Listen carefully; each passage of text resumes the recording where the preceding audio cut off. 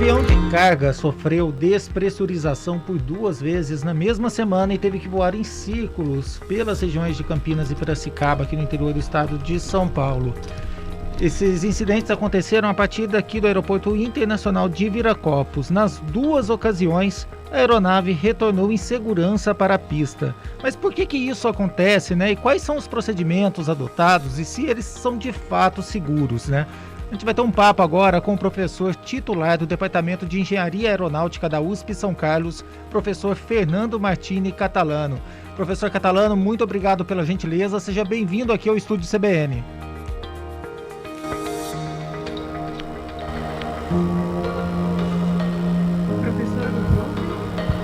Sim, estou ouvindo. Vocês estão me ouvindo? Agora estamos, professor. Então, seja bem-vindo aqui. Professor, em primeiro lugar, eu queria que o senhor pudesse explicar para a gente como ocorre e por que ocorre a despressurização de aeronaves, né? Esse problema ele acaba oferecendo risco à tripulação?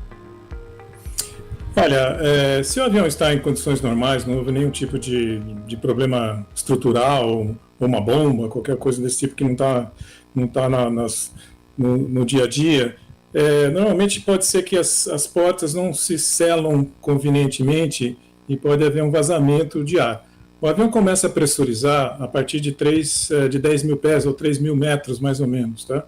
A pressurização é feita através de uma sangria dos motores que joga pressão dentro da cabine e que você tem um conforto como se você estivesse voando a 3 mil pés. Não é como se você estivesse no nível do mar ou no solo, tá? Um pouquinho acima.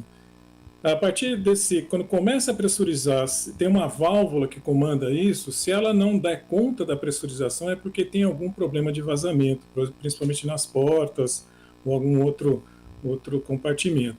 Então, isso é avisado, o avião não sobe mais, ele tem que fazer um turno, né? Ele tem que voltar ao aeroporto ou pousar no aeroporto próximo com segurança. Mas como esses aviões têm uma carga um pouco maior, não um pouco maior, eles são aviões de carga, né, cargueiros, né, que aconteceu isso, né? Nos aviões comerciais também é a mesma coisa. Eu mesmo tive um problema desse nos voos meus, e num dos voos que eu fiz para a Europa, e nós tivemos que retornar para o aeroporto, mas antes disso descarregar uma parte do combustível, porque o avião já está muito pesado, ele pode decolar com essa carga máxima, mas não é seguro você pousar com essa carga máxima. Então, parte do combustível é despejado realmente numa região que não cai em cima das cidades, então tem que escolher bem. No meu caso, foi em cima do mar, né? Claro, não é um procedimento que todo mundo espera, mas sim, é bastante seguro e está dentro das normas, dentro do procedimento padrão para fazer isso. Professor Catalano, uma boa tarde para o senhor. Obrigada por conversar aqui com a gente sobre esse tema. Quais os procedimentos que devem ser adotados em casos de intercorrência? Quando você diz que acontece mais de uma vez o mesmo problema? Exatamente. O que é feito? Então, esses aviões de carga são aviões adaptados da aviação comercial. Eles são reforçados estruturalmente e são colocados portas maiores para carregar a carga onde a gente normalmente ocupa assentos. Tá? Então, essas vedações são mais complicadas do que o normal. Tá? E pode ocorrer problemas, ele tem um sistema de vedação muito, muito rigoroso, mas pode acontecer um problema de vedação.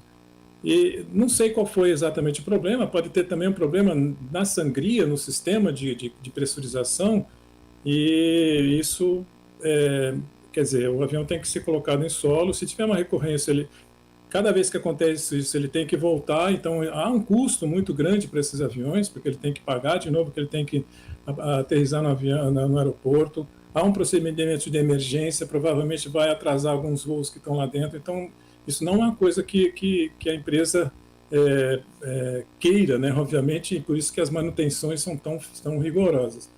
No caso de transporte de cargas, a pressurização também é uma questão de exigência, porque os pilotos estão lá na parte pressurizada, não há diferença entre a cabine e todo o compartimento de carga, então não dá para voar. Agora, a intercorrência, ou seja, se está reincidindo, uma investigação pode haver, né, ou da ANAC ou do órgão da Infraero, para ver as causas que possivelmente teve uma reincidência, tá? Então, agora, a segunda vez que acontece, provavelmente a vistoria vai ser muito mais rigorosa. Aí, para que isso seja atendido, possivelmente pode trocar de avião, a empresa pode colocar as cargas em outros aviões e vai ter um custo, sim. Então, cada empresa preza para que isso não aconteça, porque isso tem um custo bastante grande. Professor, mas de todo modo, né, acho que os procedimentos que foram adotados nesses dois casos, né, registrados aqui a partir de Viracopos, né, os procedimentos eles foram adotados corretamente. Esse é o protocolo padrão que deve ser seguido nesse tipo de caso? Sem dúvida, sem dúvida. Esse é exatamente o protocolo que tem que ser feito, tá? Não daria para continuar o voo, obviamente, porque você não pode subir sem pressurizar o avião, senão todo mundo lá dentro ia morrer. Isso é simples como isso, tá? E cargas significa que você pode, eventualmente, ter cargas vivas, como cavalos, animais, outras coisas que dependem da pressurização para manter lá, tá? Não tem como você continuar o voo. Então, o procedimento é exatamente isso. Alivia o peso do avião para que ele não pouse com carga máxima, tá?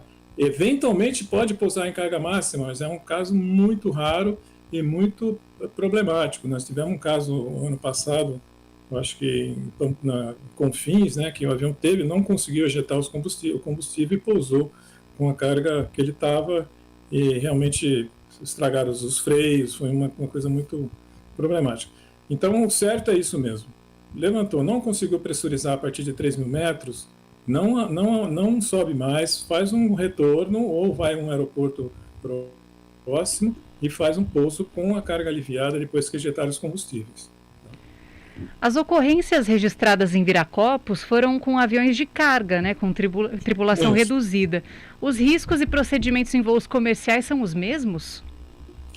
Então, o que eu falei, os aviões de carga são um pouco mais antigos e são adaptados para levar carga. São aviões que vinham de aviação comercial para levar pessoas. Tá? Então, eles foram reforçados estruturalmente e foram abertas portas maiores para que as cargas, os containers, as coisas entrem, sei lá como é que é o tipo de carga, no lugar onde havia anteriormente as cadeiras. Então, a probabilidade de você ter um problema na vedação dessas portas é um pouquinho maior, tá? Do que na aviação comercial. A aviação comercial pode ocorrer, é bastante raro, porque uma vez que aconteceu lá comigo em 1990, em 89, provavelmente isso virou um procedimento padrão de sempre verificar, de como fechar as portas, etc. Tá? No meu caso, eu lembro que fecharam a porta com uma fivela entre a porta e a fuselagem, tá? E isso não vedou completamente. Então, quando o avião começou a pressurizar, ele teve um vazamento. Tá? Daí ele teve que voltar e despejar combustível, aterrissar de novo, acertar a porta e ver se não tem vazamento e continuar o voo. Tá? Então, é possível acontecer na aviação comercial, mas é muito mais raro, tá? Do que na aviação de carga, que os aviões são um pouco mais de idade, têm portas maiores, as vedações são um pouco mais complicadas, então não é uma coisa rara, mas acontece com mais frequência do que na aviação comercial. Então, professor, acho que o mais importante, né, é que as pessoas tenham consciência, né, de que voar é seguro, né? Às vezes a gente assusta muito, a gente vê... infelizmente acontece em situações, a gente teve recente o caso da cantora Marília Mendonça, as pessoas ficam preocupadas, ficam com medo quando vê um registro acontecendo tão perto aqui da gente, como foi esses dois casos aí de Viracopos, né? Mas vale ressaltar, né, sobre a segurança, né? Hoje é o meio de transporte mais seguro, né? Sem dúvida, né? Olha, que o que aconteceu com a Marília foi sabe, a gente obviamente está em investigação, mas realmente foi uma fatalidade muito, muito triste. E esses pequenos panes, eu não acredito que isso seja um pane muito grande, a ponto de colocar o avião no chão, né, que é um avião bastante grande, eles são perfeitamente controláveis, né, e sempre fizeram com que a aviação seja muito segura. Veja que se caso haja uma recorrência e não se consiga arrumar esse avião, ele provavelmente vai entrar numa manutenção mais severa. A companhia pode até sofrer algumas multas por ter acontecido novamente, vai se verificar se a manutenção foi feita corretamente. Então, a aviação ela é sempre muito segura. Cada vez que acontece, aliás, dizem o seguinte, né? Cada vez que acontece um incidente ou um acidente, na sequência é a hora ainda mais segura do que para se viajar, porque as pessoas colocam muito mais atenção nas manutenções e nos avisos, etc., que a aviação comercial e toda a aviação dá como segurança. Né? Fernando Martini Catalano, professor titular do Departamento de Engenharia Aeronáutica da USP São Carlos, muito obrigada por conversar com a gente hoje aqui no Estúdio CBN. Eu que agradeço, um abraço a todos e a todos os ouvintes e boa tarde. Boa tarde.